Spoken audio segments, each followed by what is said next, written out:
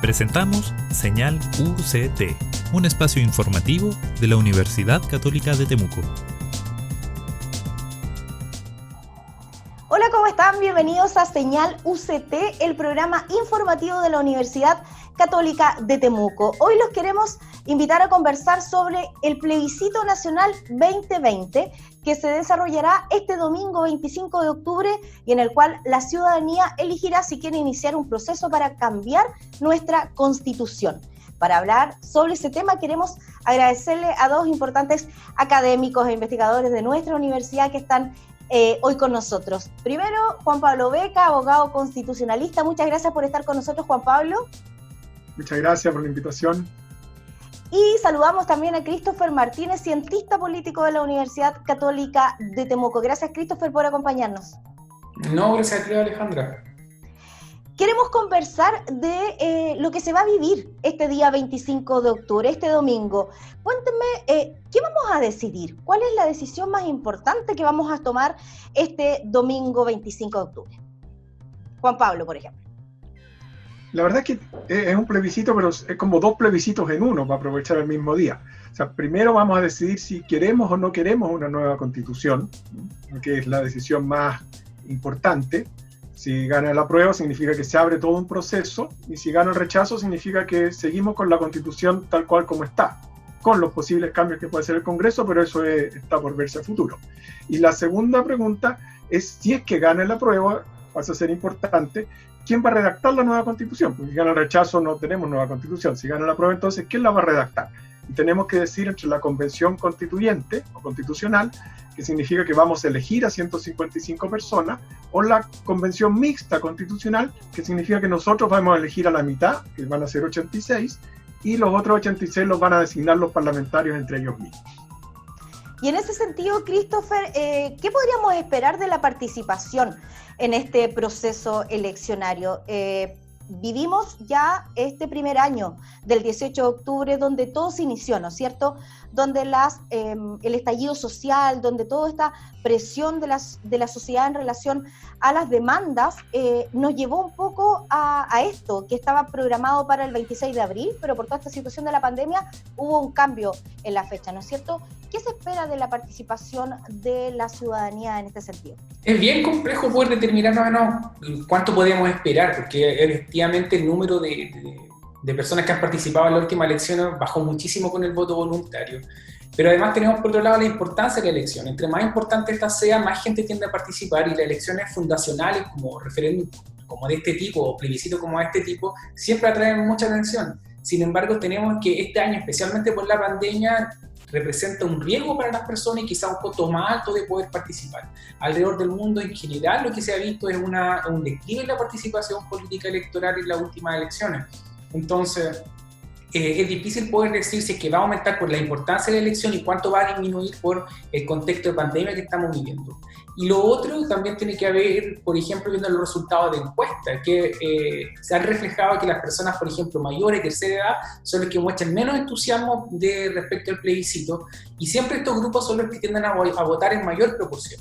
Entonces, la verdad es que, dado que nuestros indicadores de participación eran ya bajos en el pasado, debiéramos esperar quizá un repunte por toda la efervescencia que hay, pero ¿cuánto es ese repunte? Es difícil precisar. Juan Pablo, y en ese sentido, ¿qué se puede ver desde el ámbito más constitucional? ¿Es tan importante, como dice Christopher, la decisión que vamos a tomar como para poder motivar a la ciudadanía a participar en esta elección? Mira, es clave. Yo creo que es primera vez en la historia de Chile que se le consulta a la ciudadanía si quiere o no quiere una nueva constitución. Normalmente las constituciones han sido impuestas por quienes están en el poder, sea porque han llegado vía democrática o por un golpe de Estado. Pero siempre el que está en el poder ha impuesto la constitución. Nunca se ha preguntado a la ciudadanía si quiere entrar o no entrar en un proceso. Entonces va a ser clave, cualquiera que sea el resultado. Si gana el apruebo, bueno, se entra en un proceso constituyente porque la ciudadanía sí lo quiere, pero si gana el rechazo, significa que la ciudadanía quiere quedarse con esta constitución, lo que no se le ha preguntado nunca. El plebiscito del 80 ya está históricamente probado que fue fraudulento, y todas las modificaciones que se han hecho, nunca se le ha preguntado a la ciudadanía si está o no está de acuerdo, salvo las del 89. Y en esas preguntas, Christopher, la la ciudadanía tiene mucho que decir, ¿no es cierto? Pero también tiene expectativas tremendas sobre este cambio, esta nueva constitución que se pueda generar. ¿Cómo se manejan un poco las expectativas en ese sentido? Es complejo porque en el fondo, si ustedes revisan lo que fue el discurso que hubo alrededor de las manifestaciones el año pasado, nos damos cuenta que en el margen de una semana más o menos no se hablaba de cambio constitucional. Empiezan recién a partir del 20 de octubre del año pasado, el primero mensaje por parte del Frente Amplio de que la crisis social que se está viviendo requiere como solución un cambio constitucional, una nueva constitución. Después tenemos declaraciones públicas de la ANEF y alrededor del 25-29 de octubre es cuando ya empieza y se amplía y que todos los expertos comienzan a hablar de que el cambio constitucional es la solución para la crisis sociopolítica que estaba viviendo el país. Pero las demandas, las protestas no tuvieron que ver con una petición de apertura del sistema para que la gente pudiera participar en este proceso constituyente. Tienen que ver con aspectos de exclusión, de concentración de poder, de control de expectativas socioeconómicas especialmente, y a eso en este último año no se le ha dado mucha solución más allá, ¿cierto?, de toda la parafernalia que rodeó al 10% de las pensiones. Eso se podría decir como que ha sido la gran respuesta que tenía el sistema político en este año respecto de esas demandas difusas, pero que en el fondo se concentraban precisamente en temas de esa naturaleza. No ha sido una petición de cambio constitucional. Sin embargo, esto viene por parte de la élite intelectual y política, baja a la ciudadanía y la ciudadanía termina abrazando ese proceso, y obviamente eso causa preocupación en los sectores muy conservadores, que en el fondo están votando rechazo, algunos para proteger, por ejemplo, la Constitución de Pinochet, otros están votando a prueba para derribar la Constitución de Pinochet, pero una gran mayoría va a votar, ¿cierto?, pensando más en las cosas terrenales, si se puede decir, en aspecto en cómo me va a mejorar la vida, cómo me va a mejorar la salud, cómo va a mejorar, por ejemplo, el tema de las pensiones. Y esa mirada, esas soluciones van a estar, Juan Pablo, o pudieran estar en esta nueva constitución, o va a depender, por ejemplo, si se elige esta convención mixta o se elige la convención constituyente. Mira, va a depender más de que la convención sea mixta o no, el contenido a que esa convención llegue. Pero es importante aclarar que no todo está en la Constitución. En la Constitución, por ejemplo, no están las AFP, salvo esta disposición transitoria que se puso ahora último por el 10%, pero en general no están. Entonces, claro, las pensiones no se regulan en la Constitución directamente, pero sí están las bases. O sea, hoy día, por ejemplo, no se podría establecer una AFP estatal por algunas regulaciones que están respecto del rol del Estado empresario. Entonces, la Constitución lo que hace es fijar el marco. Después eso se desarrolla en la ley. Entonces hay que tener cuidado de que me van a solucionar todos los problemas. No se van a acabar las AFP, ni las ISAPRE, ni van a haber más viviendas porque hay una nueva Constitución. Eso no es automático. Pero la Constitución permite que algunas discusiones que hoy día están cerradas se puedan abrir a futuro. Y esa falta de respuesta a las necesidades inmediatas o a las demandas de las que hablaba Christopher, por ejemplo, en el ámbito social, pueden generar también una consecuencia negativa independiente del el resultado. Digamos que por las encuestas se ha visto, digamos, que está bastante instalado en la opción apruebo, pero independiente de eso, si esto la gente se da cuenta de que efectivamente no es la solución inmediata para sus demandas, también puede generar, por ejemplo, una reactivación de todo lo que es lo que fue el estallido social o las demandas sociales, Christopher. Eso es posible, o sea, hay que considerar que el proceso recién está comenzando, hay que también tener en consideración cuánto se va a demorar la propia convención en establecer su reglamento de funcionamiento. Después tenemos un proceso de discusión, quién sabe cuánto tiempo más va a estar, por ejemplo, el tema de la pandemia, si es que hay alguna crisis económica entre medio, y estamos hablando quizás en un horizonte de 3, 4 años para que se puedan hacer cambios reales. O sea, uno es el proceso constituyente, que se puede comenzar a vivir a partir del 25 de octubre, y otros son los cambios que tengan algún efecto más inmediato. Entonces, ahora se está viendo recién que hay que decirle a la gente que hay que bajar las expectativas, pero este proceso surge precisamente aumentando esas expectativas, lo cual no es algo extraordinario. O sea, en las elecciones, cuando uno analiza, usualmente los candidatos prometen muchísimas cosas, y cuando, por ejemplo, pasa la primera vuelta, viene el momento de moderarse porque se dan cuenta de que hay que aterrizar ese tipo de propuestas. Pero usualmente candidato y candidata siempre exacerban las expectativas para capturar votos, y en este caso creo que no ha sido la excepción. Y en el caso de la elección, porque por un lado, nos decía Juan Pablo, tenemos este primer plebiscito o una de las consultas que se hacen es si queremos o no cambiar la Constitución. Pero lo otro es quiénes van a ser los encargados de crear esta nueva Constitución si es que así fuera la opción que gane. ¿Todos podemos llegar a ser parte de esta convención mixta constituyente? Juan Pablo, ¿hay que cumplir algún requisito para eso? Mira, el requisito es bastante simple, simplemente tener derecho a voto. Cualquier chileno o chilena mayor de 18 años, quien no haya sido condenado a pena aflictiva, que es más de 3 años y un día, puede ser candidato o candidata. Una cosa es inscribirse y otra cosa es ser elegido. Entonces la dificultad está ahí en quiénes van a ser las personas elegidas.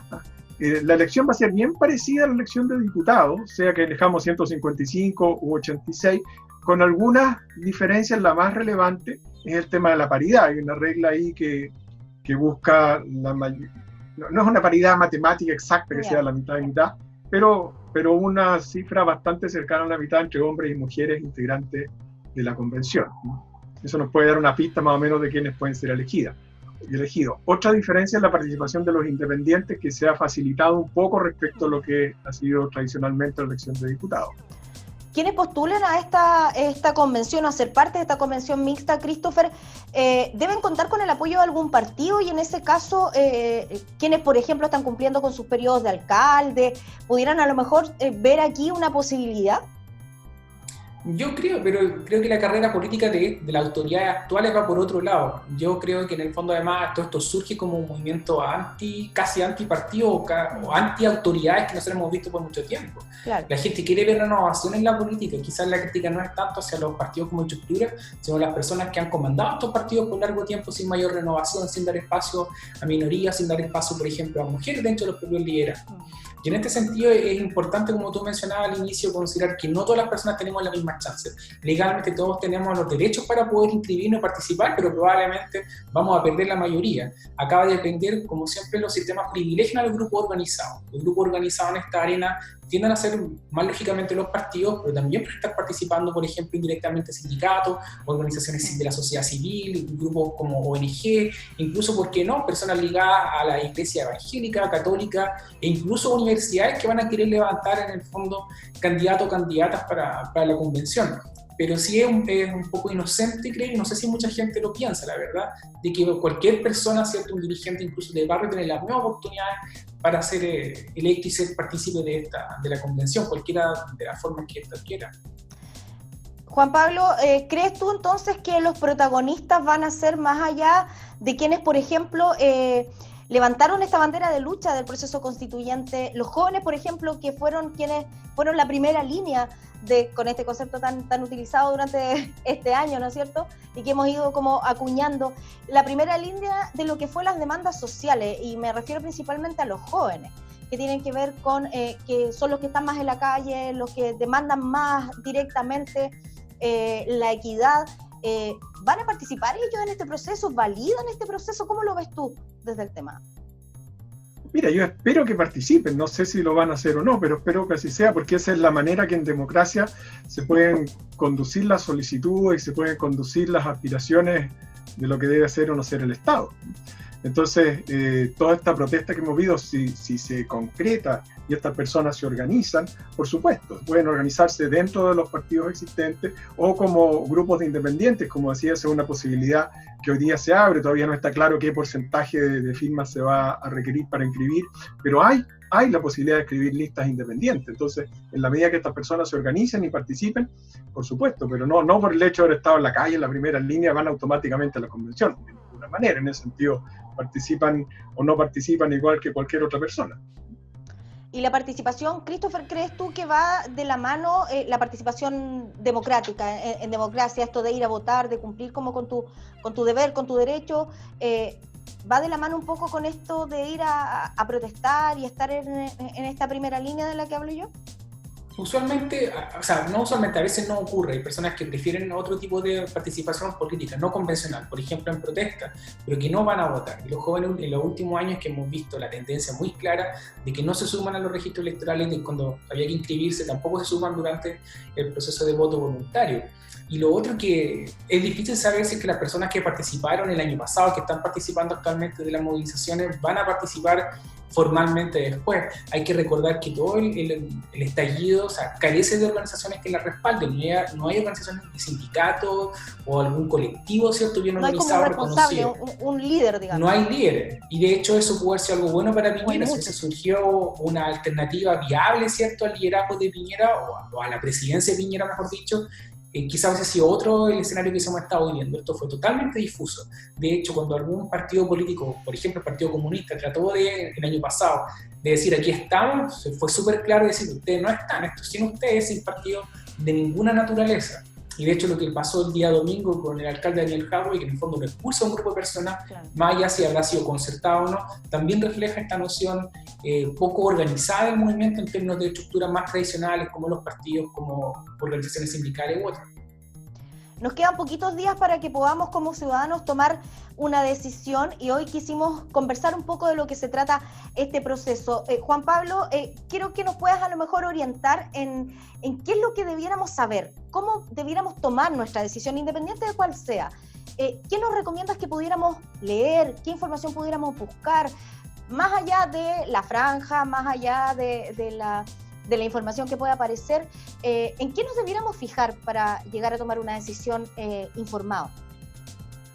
Mira, como decía, son dos preguntas. Yo creo que básicamente es si uno quiere o no quiere nueva constitución, es informarse de qué es una constitución, para qué sirve y qué relevancia tendría mantenerla actual o abrirse a un proceso de cambio. Y luego también darle mucha importancia, que se le ha dado poca, al tema de quién lo va a redactar, que no da lo mismo si lo redacta un grupo de personas que vamos a elegir al 100%, o un grupo de personas que van a ser la mitad asignadas por los parlamentarios. Entonces también es importante tener clara la consecuencia de eso. Tengo una duda en ese sentido. Ese 50% que pudiera ser, o digamos, esa alternativa donde elegimos el 50% y el otro 50% es nombrado por los diputados, es elegido por los diputados, no necesariamente van a ser diputados o parlamentarios, que es un tema también que ha estado medio difuso en la información. Sí, necesariamente son parlamentarios, diputados o senadores. 86 diputados o senadores y 86 personas elegidas por la ciudadanía. Esa es la convención mixta. Ok. Christopher, también cuéntanos, ¿cuál crees tú que debería ser un poco la mirada que debiéramos tener? ¿Dónde debiéramos buscar a lo mejor información para poder tomar una decisión que responda a nuestros requerimientos como ciudadanos? Sí. Yo creo que a esta altura esa pregunta se la hacen las personas que están indecisas todavía, indecisas si es que votan o aquellos que están indecisos sobre qué opción tomar. Lo primero que tienen que pensar es si realmente quieren un cambio respecto de las cosas de los procesos que ha estado viviendo el país, que el proceso constituyente te ofrece esa opción.